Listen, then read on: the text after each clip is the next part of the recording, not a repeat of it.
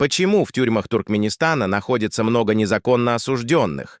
Тех, чья вина не доказана, и тех, у кого статья УДО условно-досрочное освобождение. Согласно очередному докладу World Prison Brief, в Туркменистане 576 заключенных на каждые 100 тысяч населения страны. Это третий показатель по численности в мире.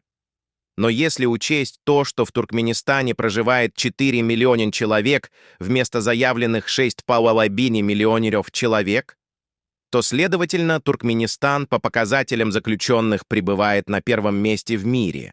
Соответственно, почему в Туркменистане очень мало оправдательных приговоров, не допускаются независимые частные адвокаты к подозреваемым, а за употребление обычного традиционного насвая граждан Туркменистана приговаривают к 5 годам лишения свободы?